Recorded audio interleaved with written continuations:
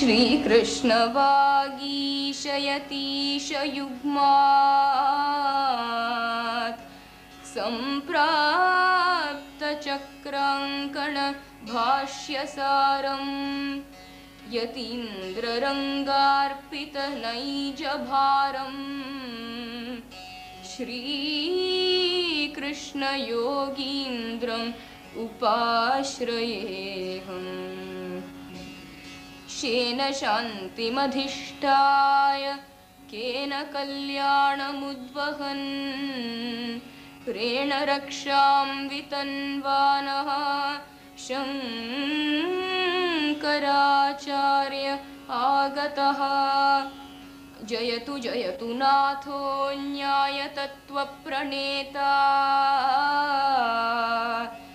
Jayatu Jayatu Yogi Yoga Guhya Pravakta Jayatu Jayatu Sakshat Tattvadarshi Maharshihi Jayatu Jayatu Bhaktir Murakandam Munindraha Jayatu Jayatu Nityam Chandrasurendravan. Madras, November 1988. The end of the monsoon and the final festival preparations to welcome 108 Brahmins from all over South India, all experts in Vedic chanting, gathered to celebrate a birthday. Sri Tirumalai Krishnamacharya, scholar, philosopher, poet, musician and yoga master, will be 100 years old in a few days' time. His closest disciples have come together to pay homage to the man they call Acharya, master, professor.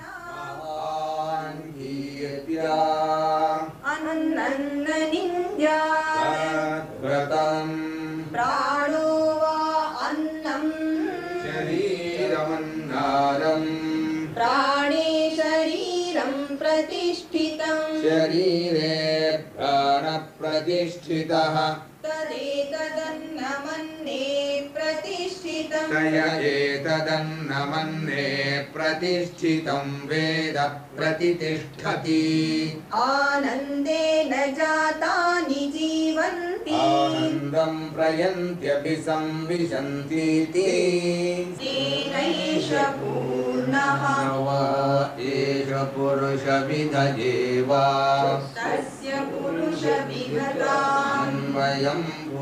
In order for the Vedic mantras, magic or sacred formulas, to be fully effective, they have to be chanted according to strict harmonious rules. Through the echoing vibrations, Vedic chanting is like an internal dancing that brings about balance and does an ocean of good to the chanter.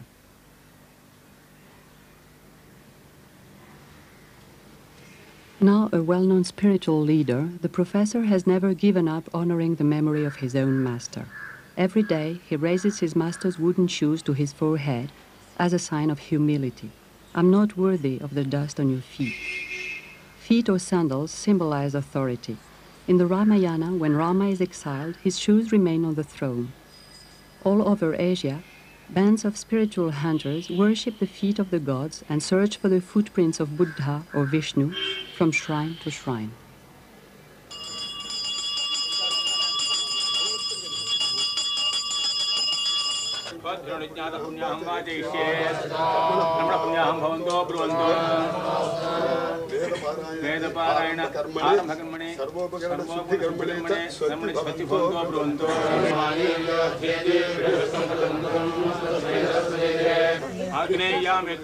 An opening puja, a daily ritual to welcome and worship the gods, is taking place in front of the professor's own shoes. The gods are offered a seat, some rice, fruit, flowers, ghee, water, and perfume. Naturally, the gods who enjoy being spoiled find it impossible to resist a correctly given offering.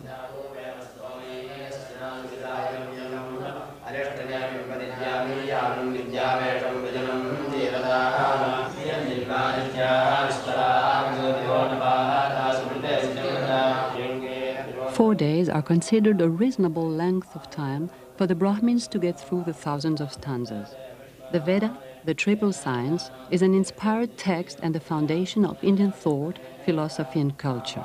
The text is so exhaustive that a Brahmin who loses his cow is said to be able to find it in the Veda. The sacred thread which Brahmins wear all their lives can only be weaved to the sound of the Vedic mantras. The Rig Veda compares the Brahmins to frogs because they start chanting during the rainy season the same time as frogs start croaking.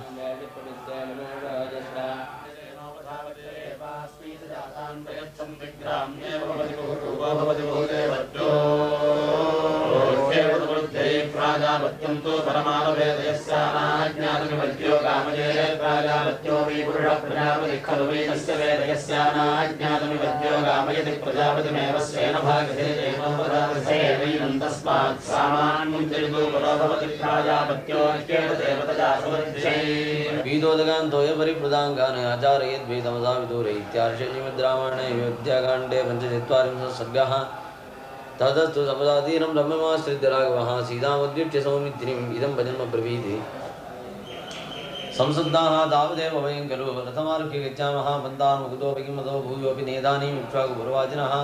Apart from the Veda, they must also read other texts chosen by the professor, the most famous of which is the Ramayana, 24,000 stanzas. Vilambena praptir bhajana sugamekasya vipulam parasya suprapaptihe paramidarasa jividaserdasa iti kavitarkika sammasya sarvadandra svadandrasya shemadvyangadanadasya vedandacharya kritisho shemadragasya tresare adhikari vibhagadhikaro ashtamaha upayaha அது வந்து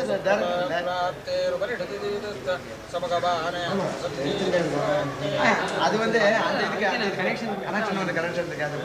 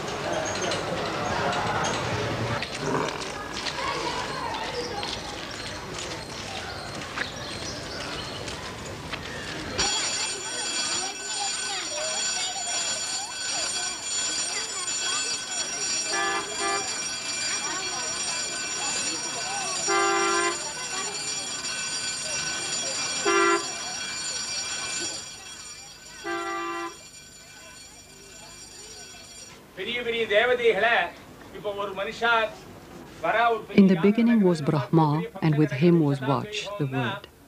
The master of ceremonies, Dr. Krishnamacharya Shastrigal, reminds the guests of the essential role of metric rules. To evoke is to invoke, to name is to create, and therefore to gain supremacy. Indians compare a word becoming reality with the opening up of blossom. Thus, all recitation is strictly governed by rules of pronunciation, intonation, order, rhythm. The slightest error diminishing, even reversing the expected effect.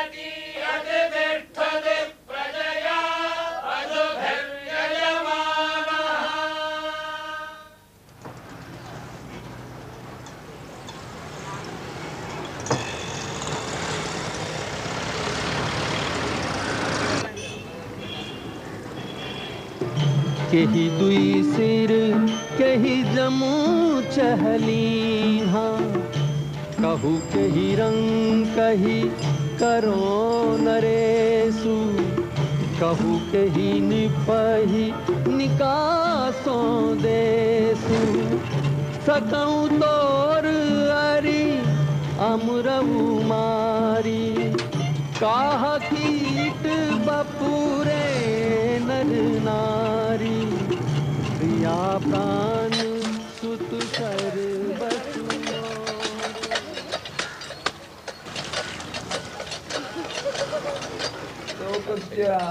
समाधानं केन क्रियते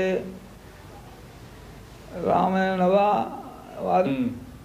केन लोकानुगुणं भाषणं कृतं लोकानुगुणमिति न सामान्यतो दृष्ट्या अवलोकने भ्रात्रोर्विषयः तत्र वालिसुग्रीवयोः तस्मिन् विषये Right from his youth, the professor would take part in philosophical debates, a favorite with Indians.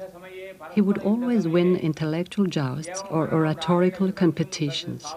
Fearing no competitor, he resembled Ramanuja, the philosopher who turned into a snake with 1,000 heads, each one presenting a different argument. Long ago, in King Janaka's court, quite apart from the hordes of trophies at stake, the winner used to carry away all the qualifications of the loser.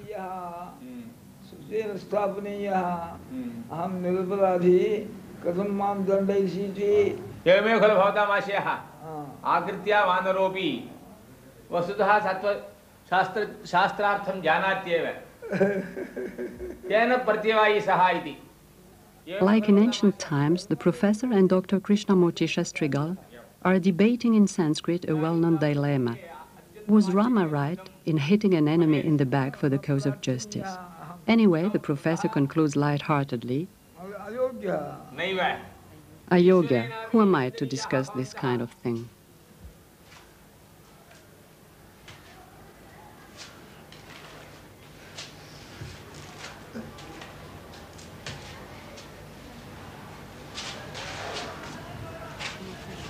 Every lesson follows an unalterable pattern. The student prostrates himself before his master. He blocks his ears when he sang his own name, because to hear his own name would boost his ego. Prayers recited together put the student and the teacher on the same wavelength, creating the proper atmosphere for studying. Usually, the passing on of knowledge is a private matter between teacher and student. One mouth, two ears.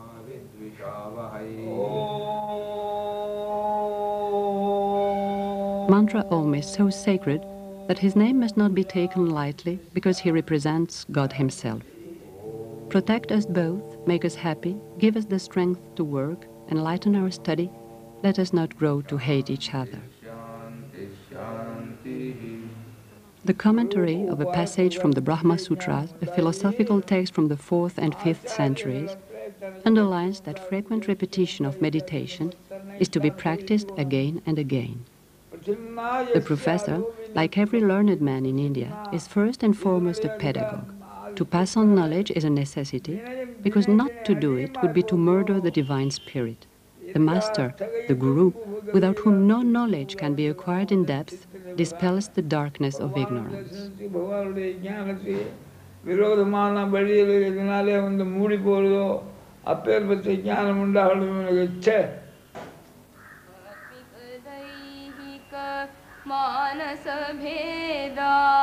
त्रिविधं विहितं योगाभ्यसनं सकलं यच्छति वाञ्छितसुफलं नहि नहि योगाभ्यसनं विफलं सकलं यच्छति. The banyan is the most prolific tree in existence. Its branches take root when they reach the ground, ad infinitum, thus eventually creating a forest from one single tree. In the same way, from the master come an infinity of disciples. Some reflect better than others their master's quality of teaching. Outstanding was Sri B.K.S. Iyengar, who was filmed at Pune in the 40s.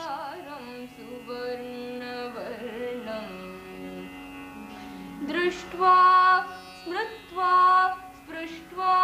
विषयं बाह्यं मोहं मा कुरु मनसि ज्ञात्वा सर्वं बाह्यम् अनित्यं निश्चिनु नित्यं पृथगात्मानं दृष्ट्वा स्मृत्वा स्पृष्ट्वा विषयं बाह्यं मोहं मा कुरु मनसि ज्ञात्वा सर्वं बाह्यम् अनित्यं निश्चिनु नित्यं पृथगात्मानं. This is the famous Iyengar doing his asanas in his younger days, perhaps in 1940s again. You have the Vatayanasana, the Pashasana, the Upavishtakonasana, the type of Marichasana and Bharadwajasana. Iyengar, a yogin as well known in Europe and America as in India, disciple and brother-in-law of Sri Krishnamacharya, used to practice a classical kind of yoga.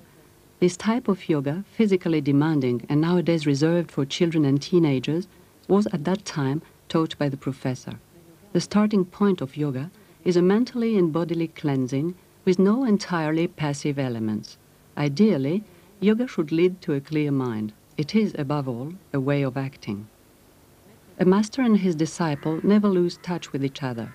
For the professor's centenary, to pay homage to his master, Iyengar carried out 108 salutations, backwards. There are very few people who can do this posture, called the Trivikramasana. One leg held up straight. The student's name is Keshava Murthy. He is dead now. These are some of my father's royal disciples. He used to go all over India at the invitation of the Maharajas. There were many Maharajas those days to teach them yoga.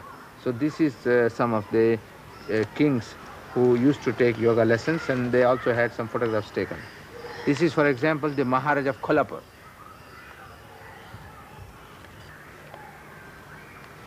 This is the royal family doing yoga, the palace, Baroda palace, the king and his family and his physician.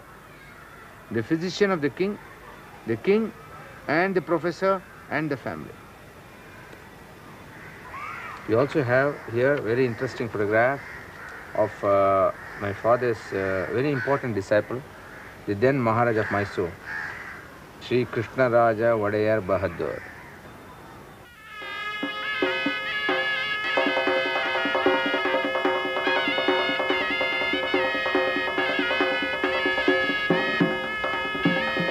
Tirumalai Krishnamacharya was born on the 18th of November 1888 into a well-educated Sri Vaishnavite Brahmin family in Muchukundapura, Chitradurga district, Mysore state.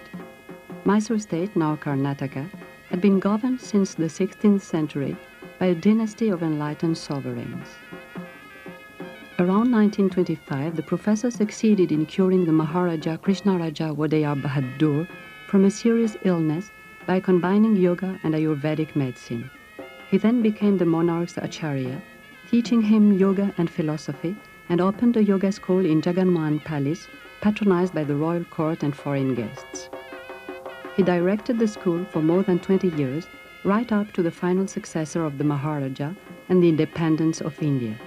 He was then called to cure an important official who was struck by paralysis, and so he set up home in Madras. He was brought up by his father, his first acharya, until he was 16 years old. He then became a disciple of various acharyas from the Mysore Institute of Philosophy. Following Hindu tradition, he revered them as the representatives on earth of God, the primeval guru, even including the acharya who was his classmate at school. Around 1915, at Benares and Calcutta, he learned Hindi, Bengali, Urdu, and English. He was already fluent in Telugu, his mother tongue, Kannada, and Sanskrit. He also studied grammar, Ayurvedic medicine, music, astrology, and the 6 philosophical systems of India, which later earned him diplomas from the universities of Patna, Calcutta, Benares, Baroda, Navadvipa, Mysore, and Allahabad. To further perfect his knowledge, he went up to the Himalayas to join a wise old man who lived in a cave more than 12,000 feet up. He finally reached Mount Kailash in Tibet, which is where Shiva lives and is considered as the world's axis. Here at the source of the Indus, the Ganges and the Brahmaputra, pilgrims come to circle repeatedly around the sacred mountain for 4 days. Sri Krishnamacharya even bathed in the sacred waters of Lake Manasarovar. He spent 7 years with the master Sri Rama Mohan Brahmachari, who taught him all the postures, breathing and therapeutic techniques of yoga, in addition to his philosophy. The only visible signs of this adventure are his master's wooden clocks, which he worships every day, and an album of drawings by his master's daughter.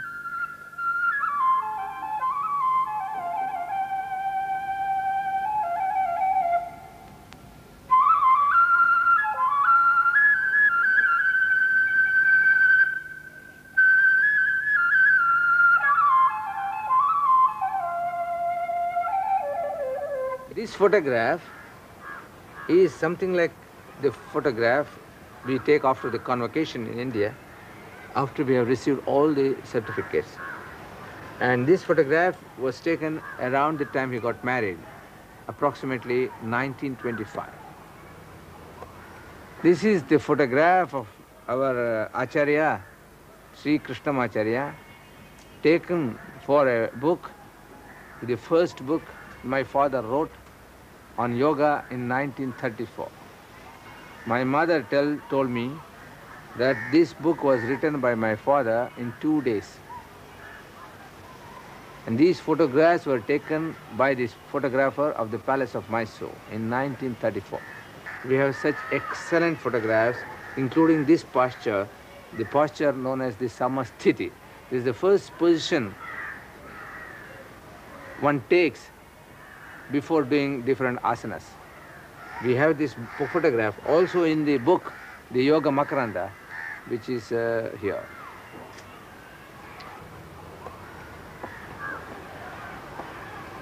You see, Brahmins and other castes have to wear this sacred thread, the Yajnapavitam, throughout their life.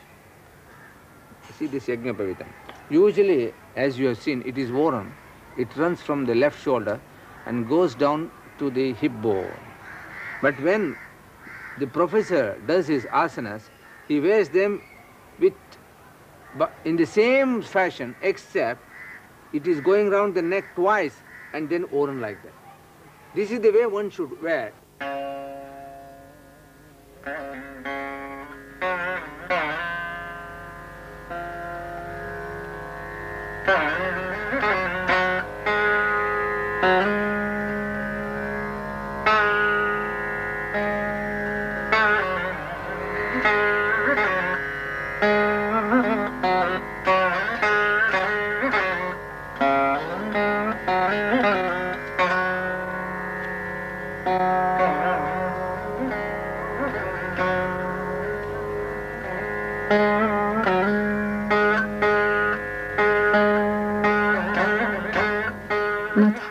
A great 10th century yoga master and musician, stated that yoga should be adapted to the individual and not vice versa, depending on desha, place, deha, constitution, kala, time, vritti, activity, marga, taste, and shakti, potential.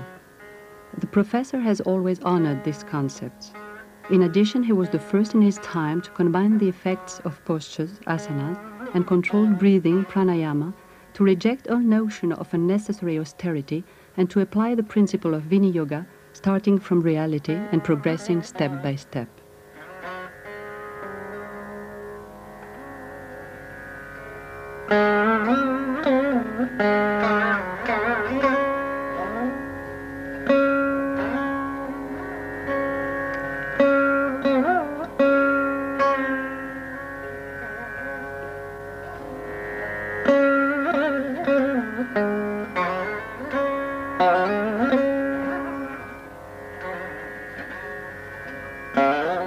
By working through the body, yoga aims to channel the mind's diversities in order to reach a united perfection of body and soul.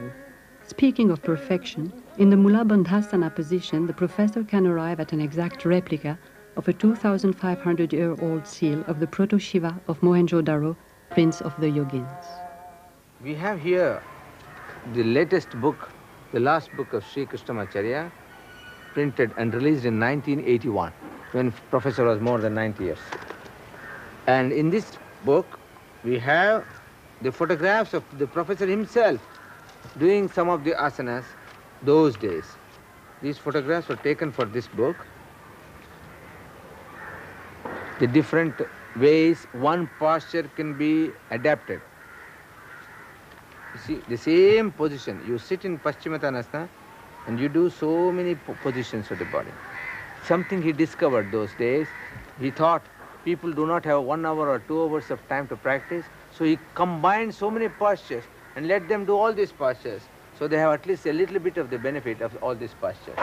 So he linked, you can see that here. He took Padmasana, Padmasana bending, Padmasana twisting, half Padmasana twisting on the other side. Then he would go to Matsyendrasana, different types of Matsyendrasana. Then he would combine to Mahamudra, Marichasana. The professor has asked the photographer to take the front view and the back view. Because sometimes things look beautifully in the front view, but not so beautifully in the back view, because we know how to cheat.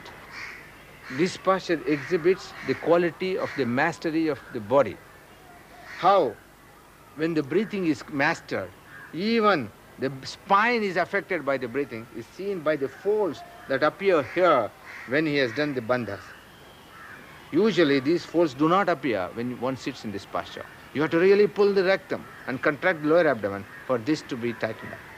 These photographs were taken to show the different gestures and the positions used in what is known as the Sandhya Vandanam, that is the daily prayer to the sun.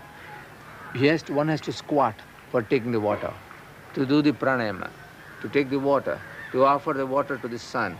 At certain points, one has to stand and do the pranayama. And then the gestures, which you saw, the mudras. And then offering the water to the different gods. You can see the thread is exactly in the same position as usual. And then nyasa, touching the different parts of the body with the mantras. And then you can see, for example, the japa. When you do japa, the counting should not be exhibited. So always a towel is kept to hide the finger which is counting the japa.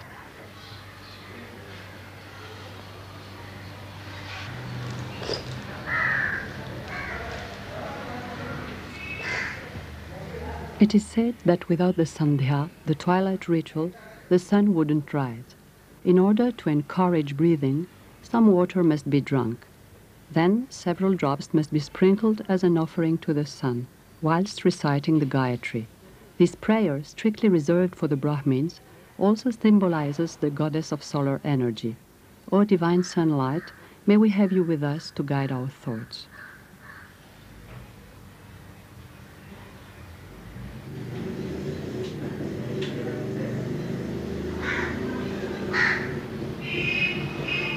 The Gayatri is to be recited 108 times, or at least a dozen or so, accompanied and followed by a series of strictly codified gestures, or mudras.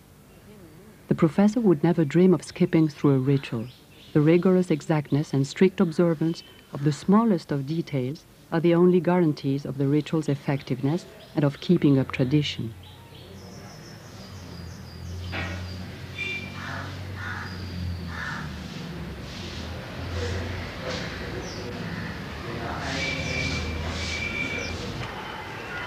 I think my father also had taken my first son, and he asked the photographer to take some photographs of how children are taught by the parents.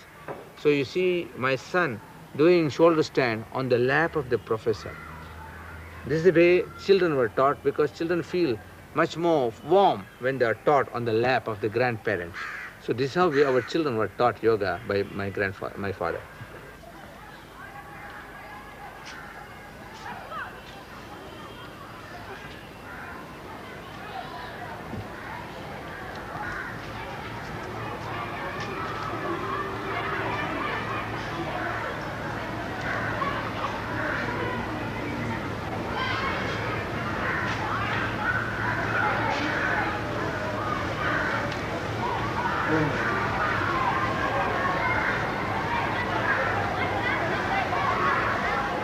Right from the 30s, the professor was teaching yoga to women, to his daughters and to his wife.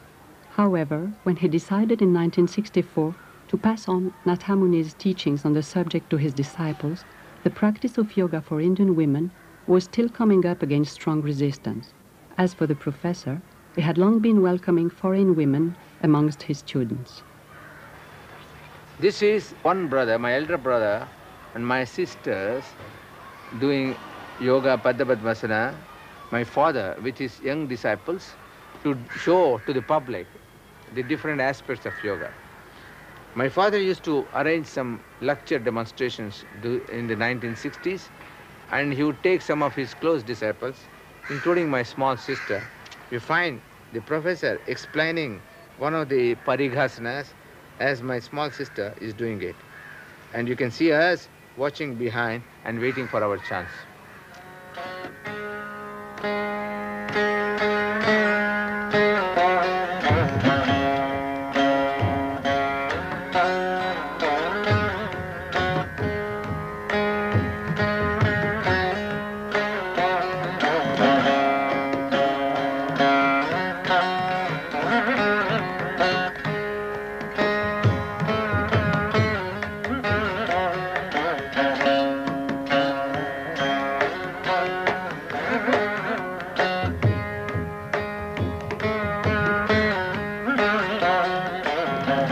Father was able to even handle people who were known more for their obesity than for anything else. For example, this gentleman must have been at least 100 kilos, and my father was able to teach him even Sarvangasana, Halasana through great care.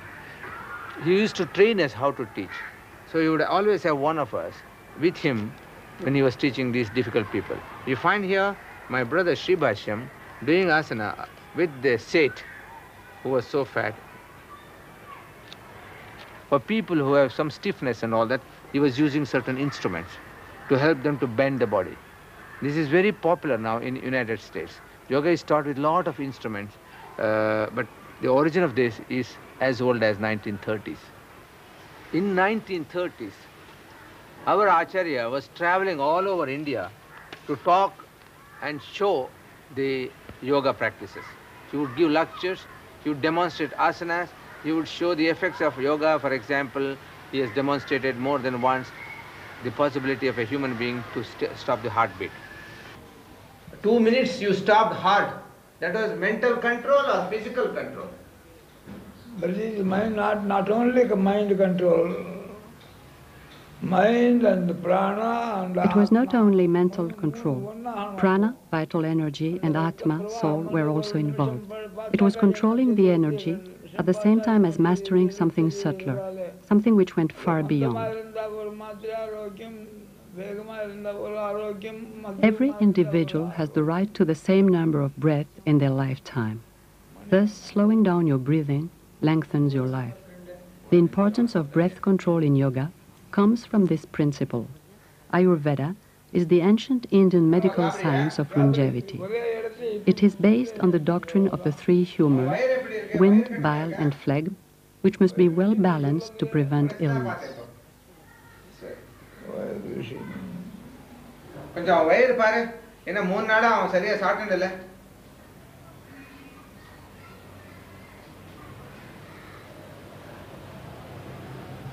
Although taking the pulse is generally considered only as one element of the diagnosis, the professor can draw from it a multitude of information.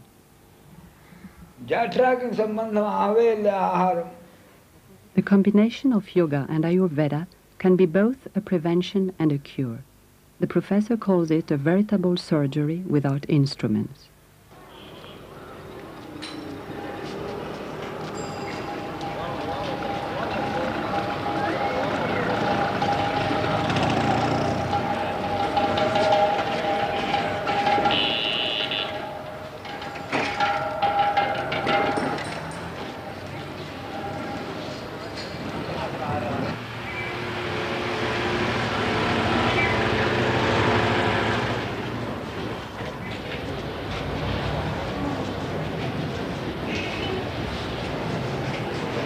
Ceremonies are taking place in various parts of the town, in honor of the professor's birthday.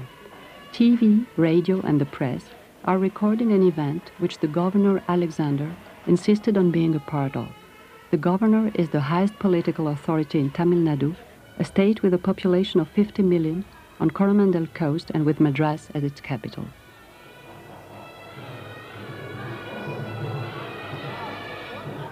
Surrender.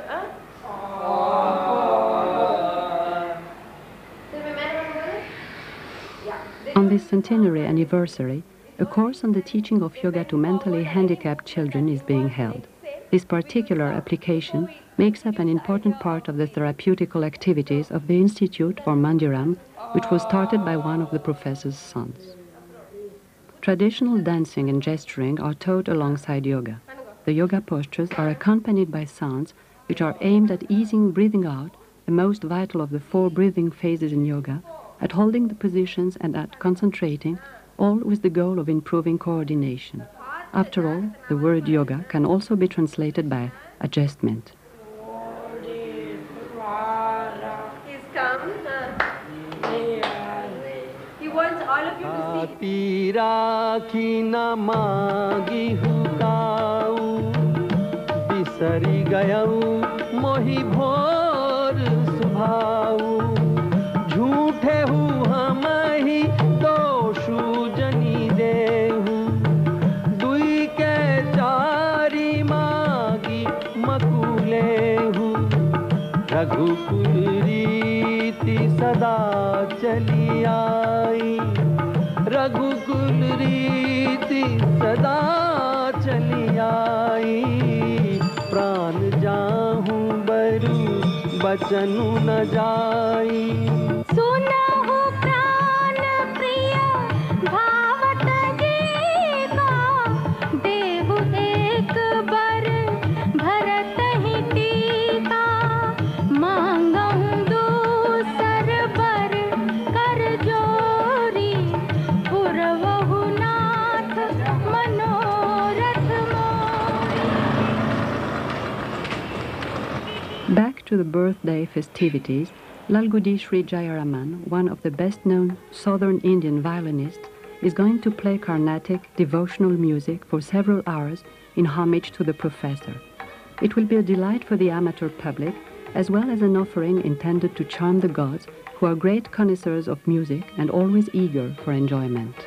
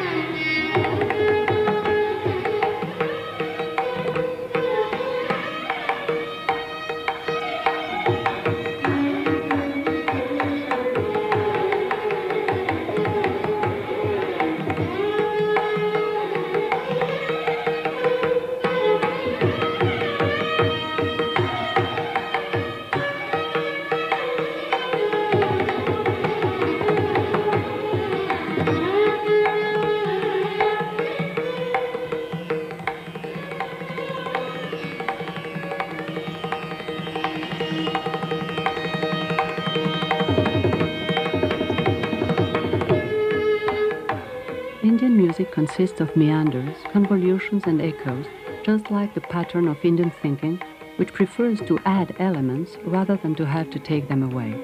In the same way, religion multiplies ad infinitum the various facets of the one and only God. In the same way operate architecture, sculpture, painting and drawing. Columns are auspicious motifs that Indian women draw on their threshold in honor of Lakshmi, the goddess of prosperity. To prepare for the climax of the festival, a huge column will be adorned with 108 pots. They will have been covered with the threads that symbolize the 72,000 canals of vital energy and give the pots life. In Hinduism and Buddhism, 108 is a symbolic number, and besides, mantras recited by 108 priests will be 108 times more effective. If the professor has chosen this number, it's possibly because if spiritual life begins at the age of 8, a person doesn't become a real centenarian until they are 108 years old. The reason for this choice is also definitely because the professor added to his age the 8 syllables of his favorite mantra.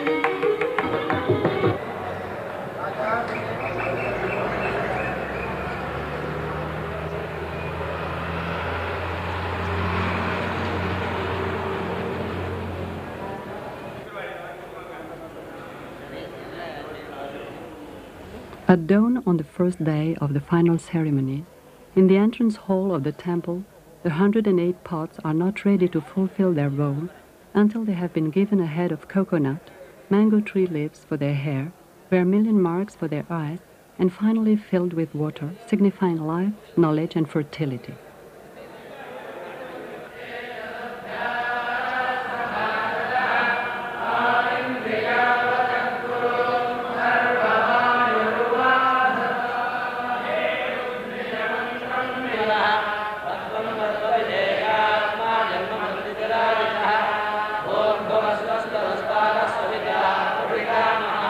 The first day is modeled on the yagas, big Vedic sacrifices, which were offering rituals to the god of fire, Agni the messenger. Agni's task is to seek out, to invite and to welcome the other gods, and then to offer them the gifts which are placed in the fire and are the source of their energy and immortality. After the litany of the 1,000 names of God, the Sudarshana Homam, a sacrifice which glorifies Vishnu's discus, his divine power, is carried out. 9 officiating priests each throw ritual delicacies into the fire 224 times, making a total of 2,016 times, to the sound of a mantra chanted 40 times by the 108 reciting priests, making a total of 4,320 times. Whatever the number, Hinduism has its multiple, André Malraux once said.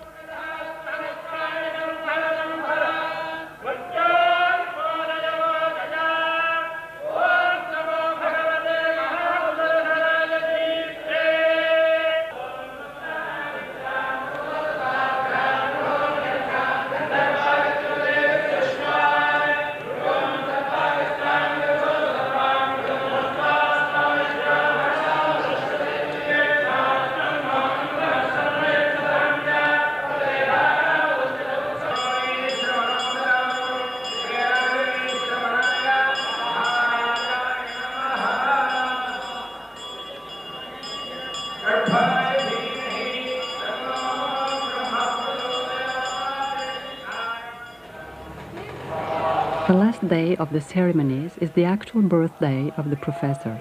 Whilst accepting that the celebrations be organized, the professor stipulated that the blessings prayed for fall not only on him and his family, but that they might be bestowed globally. The act of the sacrifice bears fruit, but the accompanying wishes are only granted in direct proportion to the degree to which the rules are respected and to the amount of the means used. A big sacrifice costs an absolute fortune. Quite apart from the offerings and the priest's fees, more than 100 people have to be fed and lodged for the 8 days.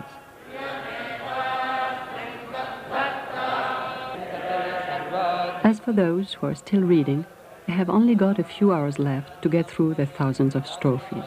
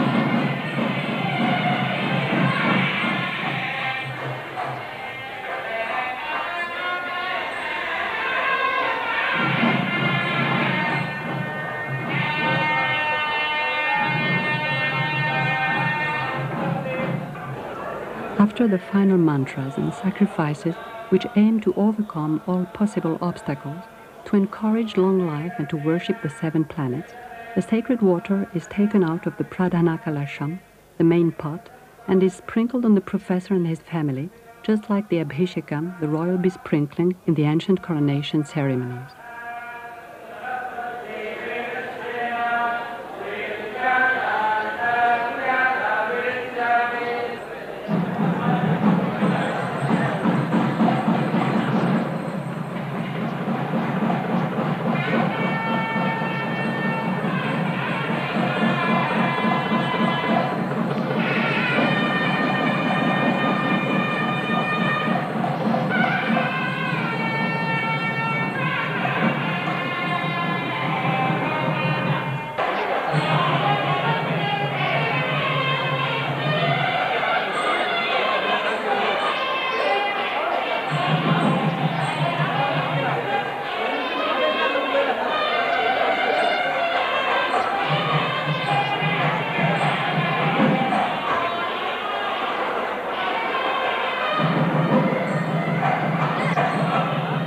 In return for showering the professor endlessly with gifts, speeches, and signs of deep respect, the people are given prasad by the professor, sacred rice and water, and ashes from the sacrificial fire.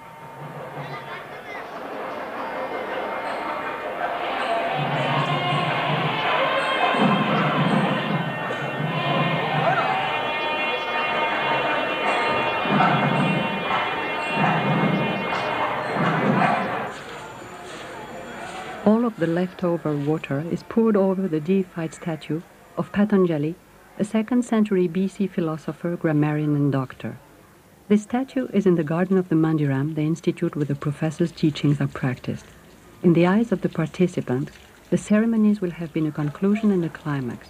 For the professor, however, his attempts to teach and to make yoga more widely known never come to an end. From Patanjali, the philosopher and intellectual guide he most respects, along with Nathamuni, he borrowed the Mandiram's motto, "The suffering to come can and should be avoided."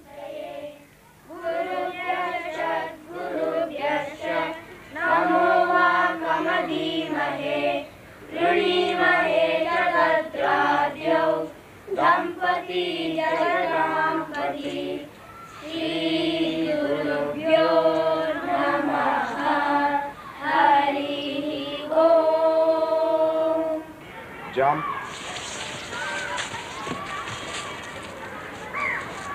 Inhale, Urdhva Mukha Svanasana. Urdhva Mukha Svanasana. Adho Mukha Svanasana. Dandasana. Aside from the group lessons for children, the Krishnamacharya Mandiram aims above all at applying the principles of yoga during private consultations and lessons in order to relieve certain discomforts and chronic ailments. This method, apparently simple in the extreme, is based on specific postures and relaxation using various tools, including breath control. It should be applied carefully and flexibly with no ready-made recipe. Jump forward to Dandasana.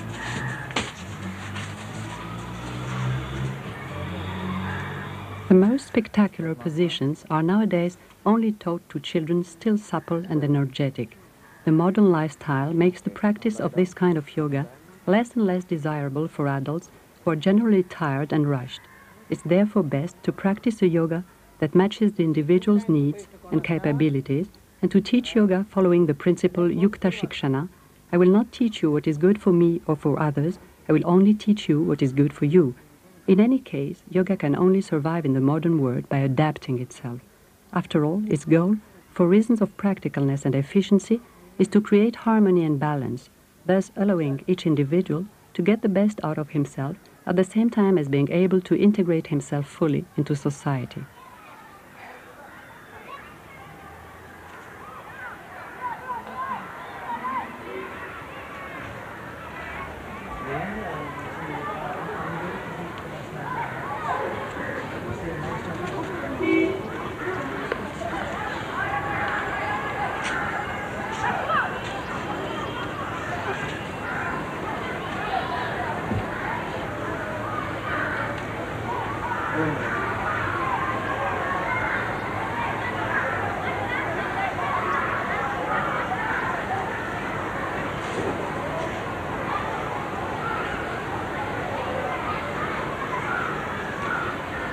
Karuna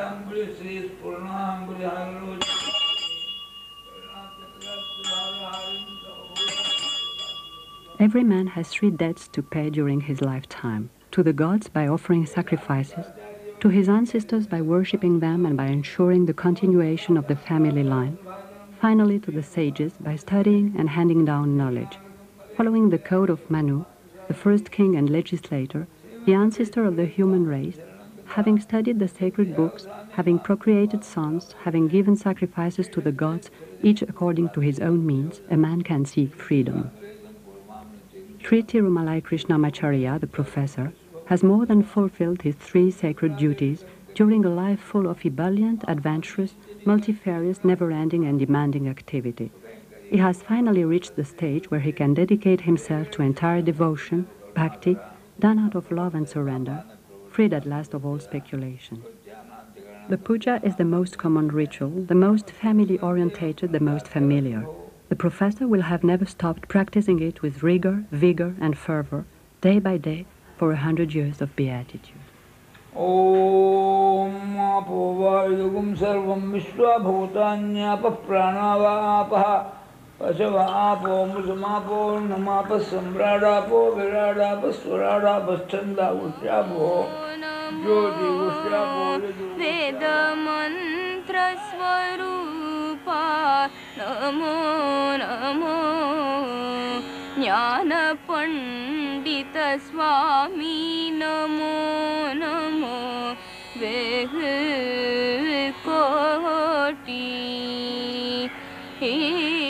nama shambhu kumara namo namo boga antaribala namo namo nagabandha mayura namo namo para